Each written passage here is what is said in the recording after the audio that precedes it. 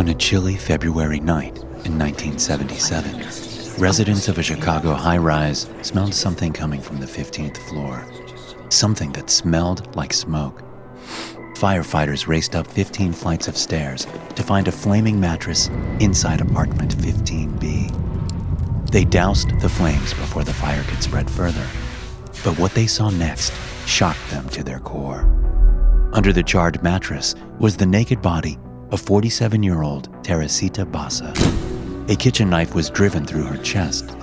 In a flash, the evening turned from a routine fire to a full-on murder investigation.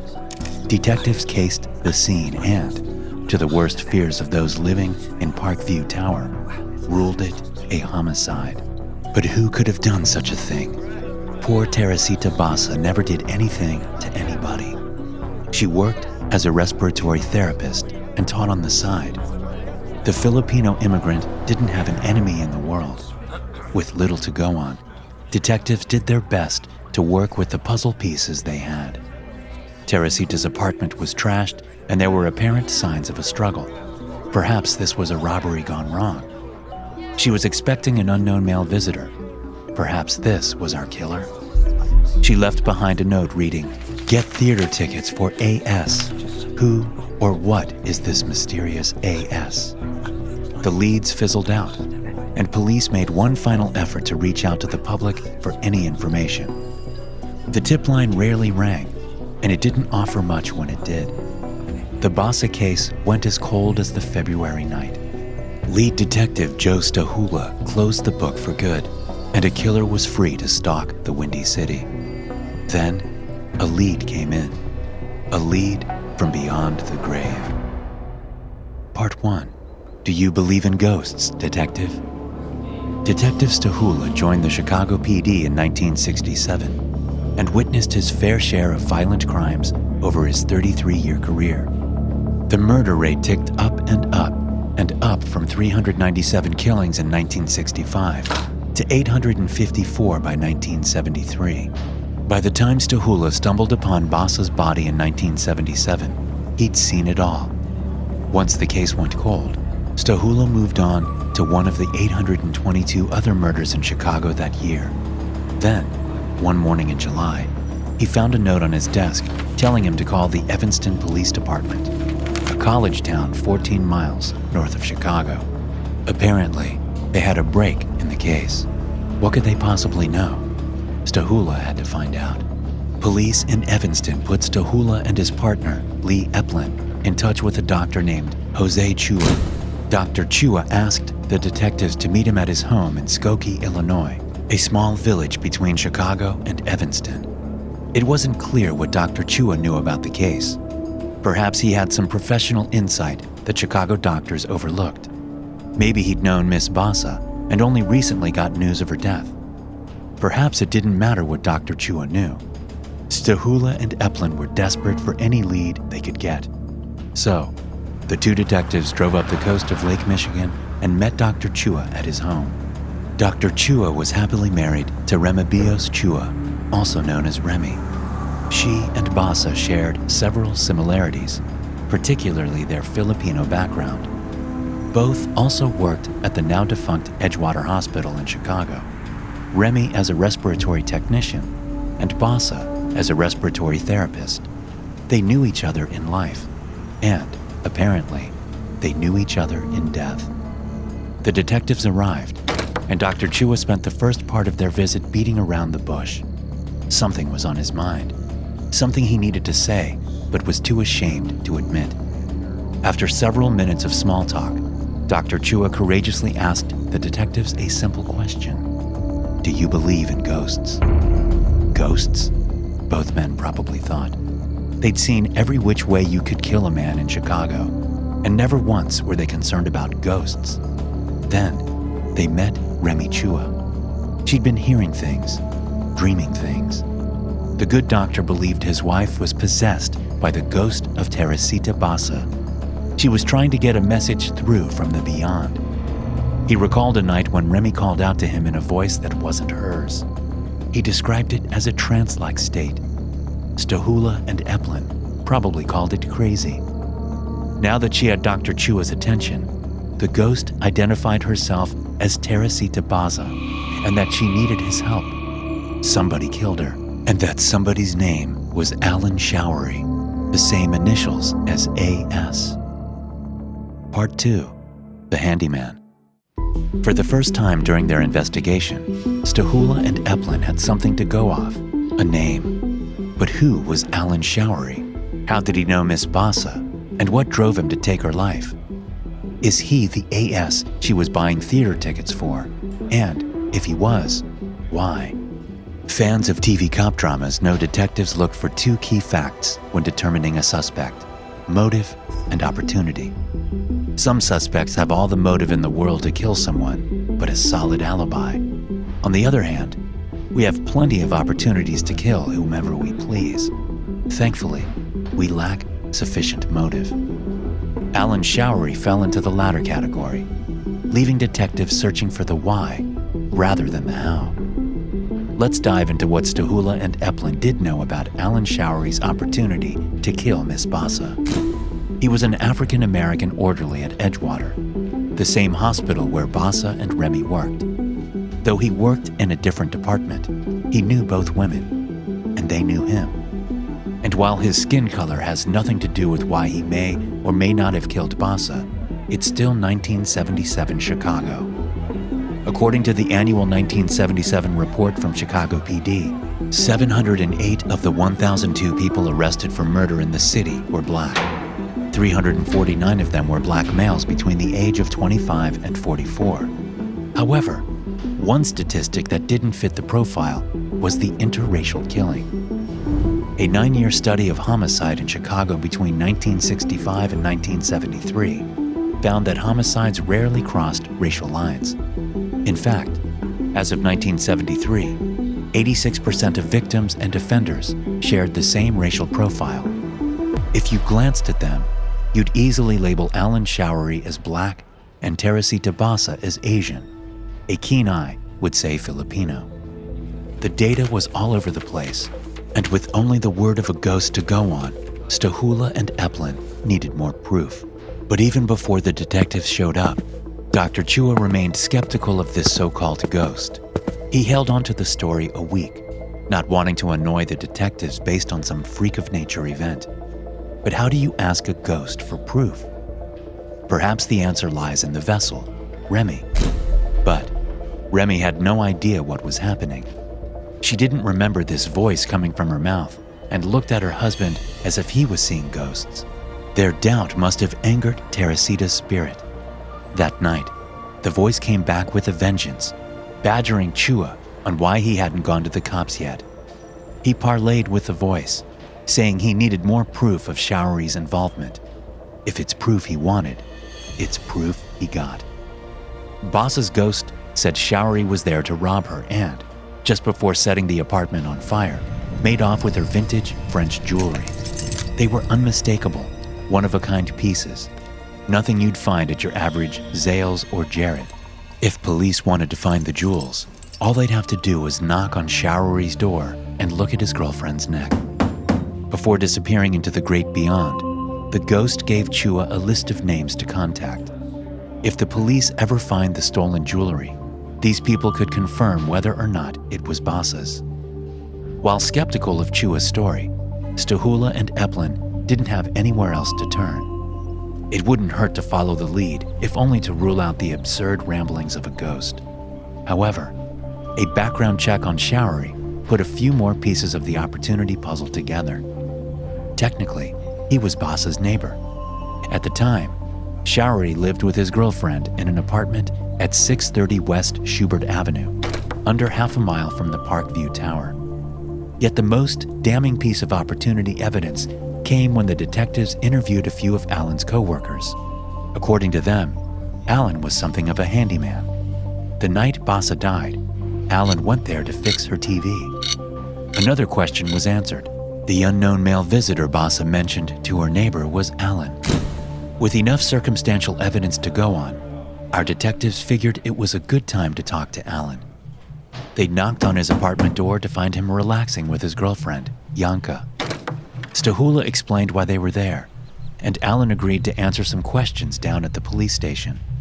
But before they left, Stahula and Eplin took a quick look at Yanka's neck. Nothing was there.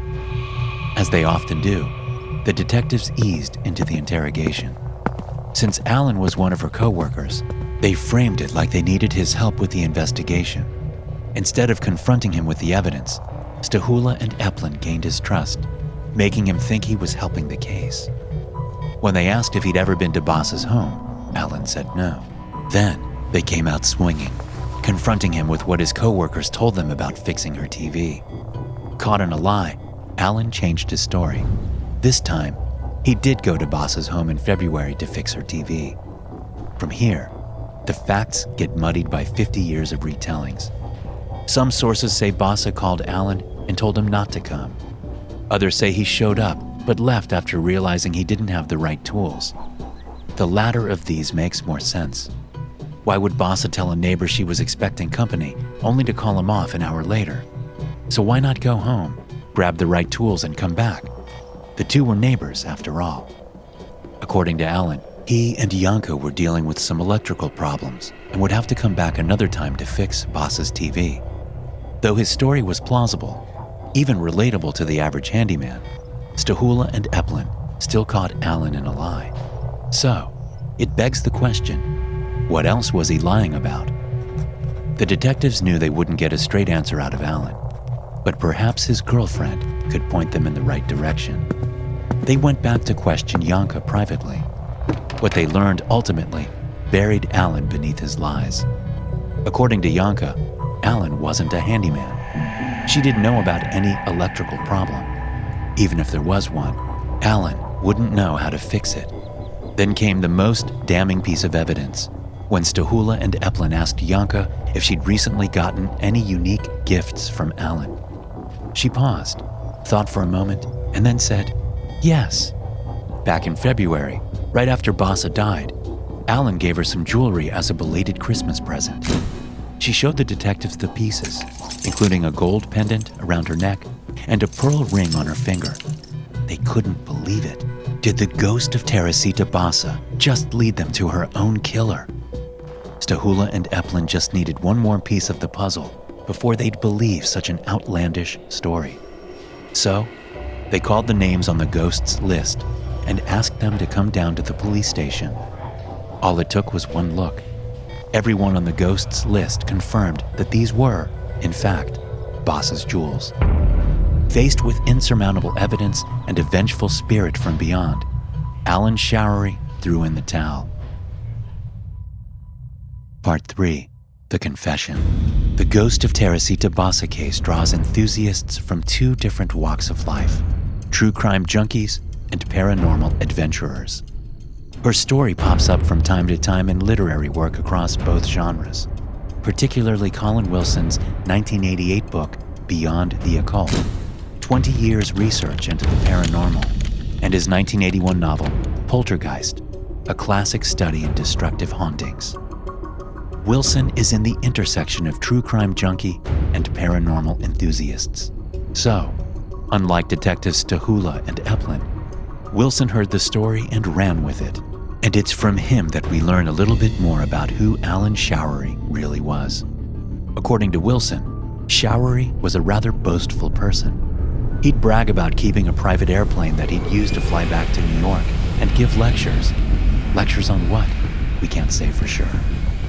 Perhaps Showery was the kind of person that craved attention, a pathological liar that fell for his own charade.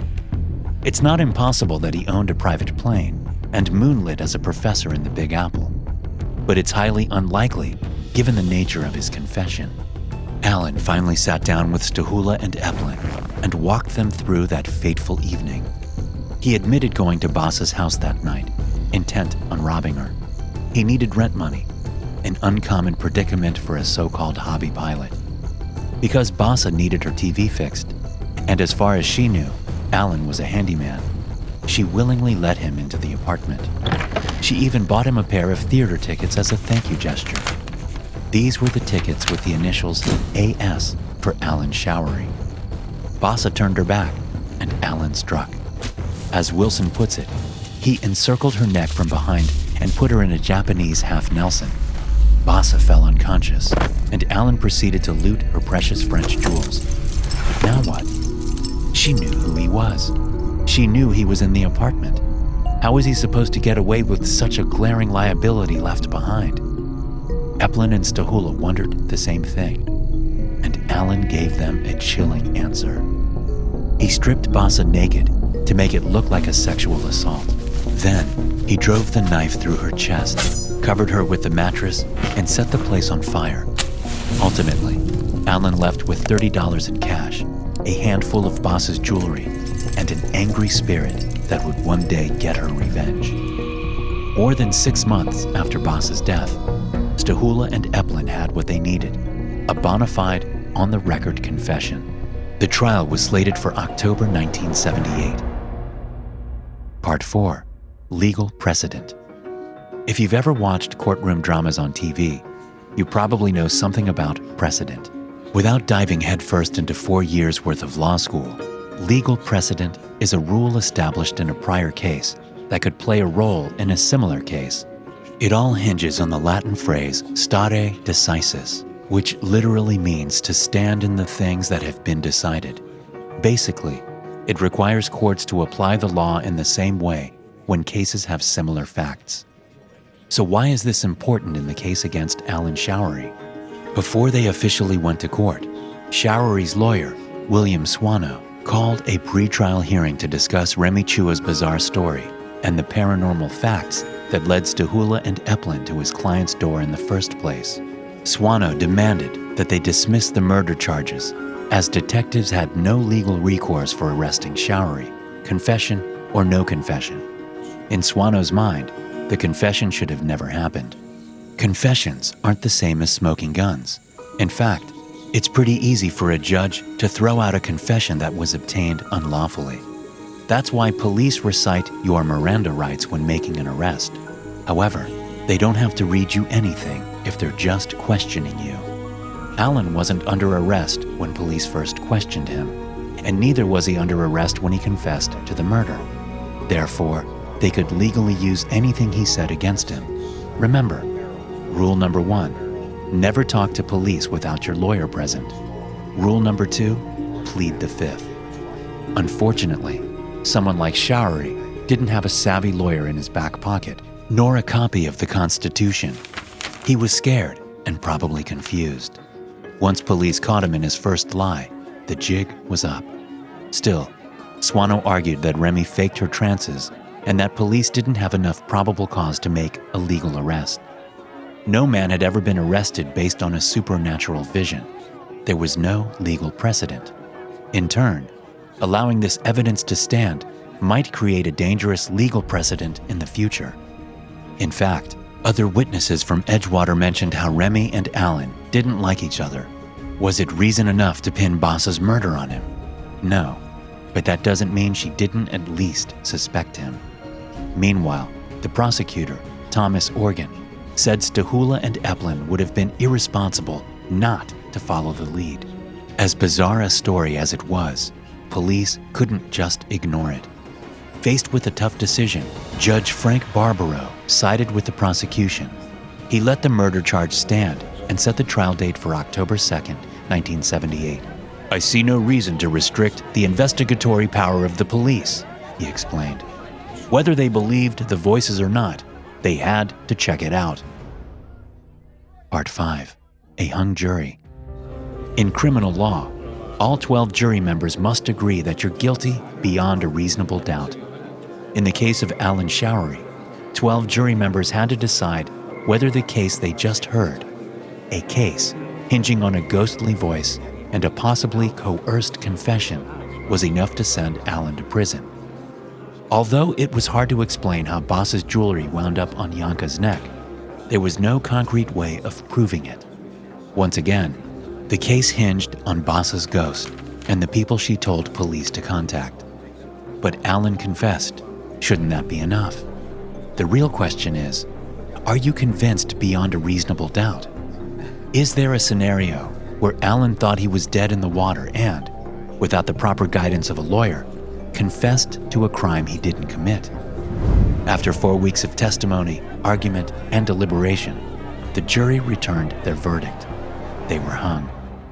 All it takes is one jury member to go against the grain to result in a hung jury. While we don't know how split Allan's jury was, it doesn't really matter. If the jury can't reach a unanimous decision, the judge declares a mistrial. So what did that mean for Showery? Ending in a mistrial doesn't mean Allan was guilty or innocent. It puts Allan in legal limbo, somewhere between you're going back to jail and you're a free man. The prosecution can retry the case, or the judge can ask the jury to go back and keep talking it out. Coincidentally, this is called an Allan charge, but has no relation to Mr. Showery.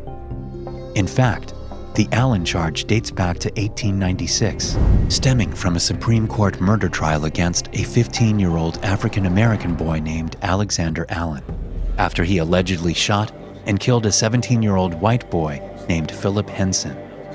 Even though the court vacated the teenager's murder conviction twice, the judge basically beat the jury over the head until they found him guilty.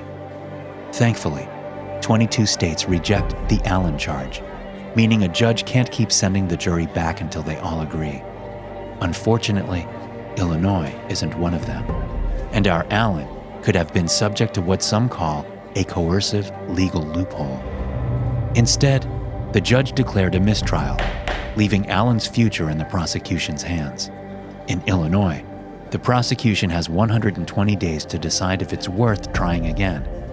If they think they can win this time, they'll request a retrial. But if they don't think it's worth it, they can drop the charges and Allan walks a free man. While awaiting their decision, Showery had plenty of time to think. Was it worth rolling the dice again? He could spend the rest of his life in jail if a new jury returned with a guilty verdict. On the other hand, he could walk away from it all, a free man if they acquit him of the charges. There's also some wiggle room in the middle. If the jury came back hung again, the judge would declare another mistrial.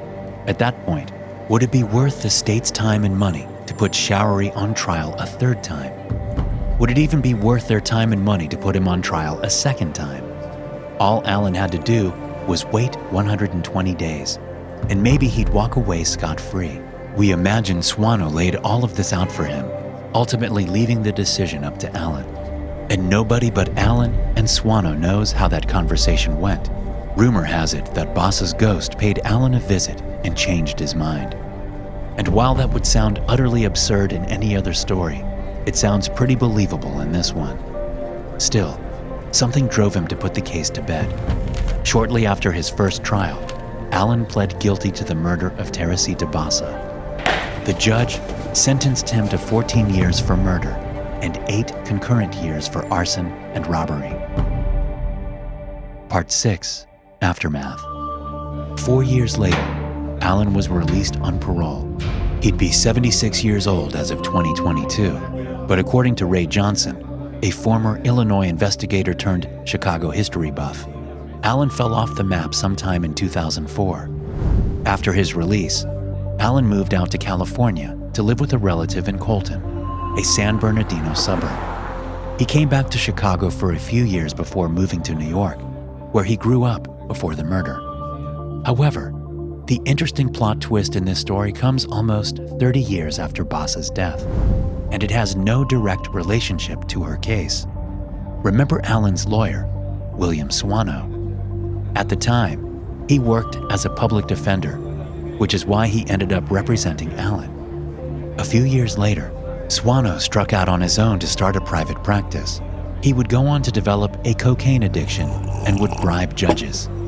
In 1991, he pled guilty to racketeering charges and flipped on 4 different judges he admitted to bribing because he helped expose the deep-seated corruption within the Chicago judicial system. He was only sentenced to 4 years and prison and ordered to pay a $1,000 fine. But imagine the impact losing to a ghost must have on your legal career. Showery admitted to killing Basa and ultimately pleaded guilty to the charges. Still, the elephant in the room was the voice from beyond the grave that set the whole case in motion. Perhaps losing to Basa's ghost crippled Swano's confidence. So, To ensure he never lost another case, ghost or no ghost, he turned to bribing judges and scamming his clients. One client, named Frank Calistro, testified that he paid Suano $5,000. In return, Suano promised to get him off the hook. And yes, while it's technically your lawyer's job to get you off the hook, bribing the judge doesn't count. Crooked lawyers, ghostly voices, and violent crime aside, the crux of this story is still about a 47-year-old Filipino woman who lost her life to a pathological liar who needed a buck. Unfortunately, like many victims in sensational stories, the tale waters down the person behind the headlines. As for Teresita's home in Parkview Tower, apartment 15B last sold in 2019 for just over $200,000. We've all heard the saying that real estate agents have to tell you if someone died on the property. Well, in most states, they don't. Not unless explicitly asked. Illinois is one of those states. So unless the buyer knew the story of Basa's ghost, whoever sold them the apartment didn't have to say a word. They say spirits walk this earth because they have unfinished business from their living days. Did Basa's ghost finally rest in peace once Showery was behind bars?